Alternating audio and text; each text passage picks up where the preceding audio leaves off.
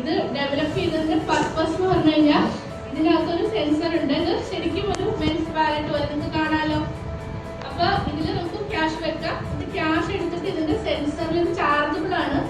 ഇതിന്റെ സെൻസറിൽ വെച്ച് കഴിയുമ്പോൾ ഇത് എത്ര രൂപയാണെന്ന് പറയണം. നോട്ട് മാത്രം, ഇന്ത്യൻ റുപ്പി മാത്രം എത്ര രൂപയാണെന്ന് പറയണം. അതാണ് ഇതിന്റെ പർപ്പസ്.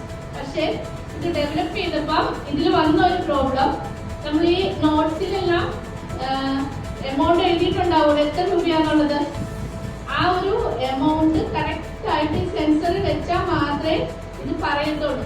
കറക്റ്റ് അല്ലാതെ വെച്ചാൽ ഒന്നുകിൽ ബീപ്പിംഗ് സൗണ്ട് വരും, ഇല്ലെങ്കിൽ ഏതെങ്കിലും ഒരു നോട്ടിന്റെ എമൗണ്ട് അവർ പറയും. അങ്ങനെ വരുമ്പോൾ നമുക്കത് കൺഫ്യൂഷൻ ആവും അല്ലെ. ഒരു വിഷ്വലി ഇമ്പേർഡിന് ഇപ്പൊ ഒരു ടച്ച് ചെയ്ത് ഐഡന്റിഫൈ ചെയ്യാൻ പറ്റത്തില്ല ഇതിനകത്ത് എത്ര രൂപ വരുന്നത് ഇന്ന സ്ഥലത്താണെന്ന് ഒരു വിഷ്വലി ഇമ്പേർഡിന് നോക്കി മനസ്സിലാക്കാൻ പറ്റില്ല. അപ്പോ നമ്മൾ വെക്കുമ്പോ ഇപ്പൊ ലോ വിഷൻ ആണെങ്കിൽ കുറച്ച് നോക്കി വെക്കാൻ പറ്റും. അതല്ലാന്നുണ്ടെങ്കിൽ ഇത് കറക്റ്റ് ആയിട്ട് പറയത്തില്ല, നമ്മളെ കൺഫ്യൂസ്ഡ് ആക്കും. അപ്പൊ നിങ്ങളിപ്പോ എന്തെങ്കിലും ഒന്ന് ഡെവലപ്പ് ചെയ്യുമ്പോൾ നിങ്ങൾ ഏറ്റവും കൂടുതൽ അത് എങ്ങനെ വിഷ്വലി ഇമ്പേർഡ് എങ്ങനെ യൂസ് ചെയ്യും, ഇന്ന കാര്യങ്ങൾ അവർക്ക് ചെയ്യാൻ പറ്റുമോ, എന്തൊക്കെ ഡിഫിക്കൽട്ടീസ് അവർക്ക് വരും, അത് ഓവർകം ചെയ്യണമെങ്കിൽ നിങ്ങൾ എന്തൊക്കെ ചെയ്യണം എന്ന് ചിന്തിച്ചിട്ട് വേണം ചെയ്യാൻ. ഇപ്പൊ ഞാൻ ഈ ഡിവൈസ് യൂസ് ചെയ്ത് കാണിച്ചു തരാം. നിങ്ങൾ ഓൺ ചെയ്ത് കഴിയുമ്പോൾ ഇവിടെ ഒരു ലൈറ്റ് വരും. ഇതിൽ ടോപ്പ് ഉണ്ട്. അപ്പൊ ഞാൻ ഇതിലിവിടെ ഇങ്ങനെ നോട്ട് ഇങ്ങനെ വച്ചു കൊടുക്കണം.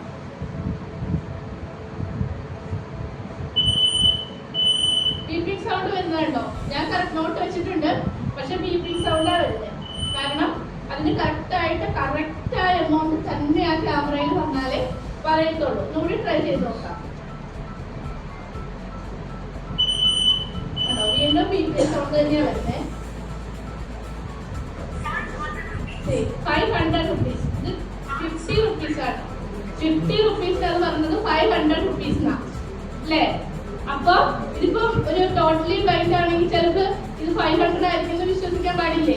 കാരണം ഇപ്പോഴത്തെ ഒരു കണ്ടീഷനിൽ നോട്ടിന്റെ വലിപ്പം വെച്ച് നമുക്കൊന്നും ഐഡന്റിഫൈ ചെയ്യാനായിട്ട് പറ്റില്ല.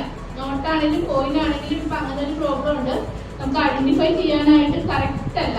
അപ്പൊ ഈ ഡിവൈസിൽ ഇപ്പോഴും ഡെവലപ്പിംഗ് സ്റ്റേജിലാണ് ഉള്ളത്. കുറെ വിഷ്വലി ഇമ്പേർഡ് കംപ്ലൈന്റ് ചെയ്തിട്ട് ഡെവലപ്പിംഗ് ഡിസ്പ്ലേയിലാണ് ഉള്ളത്.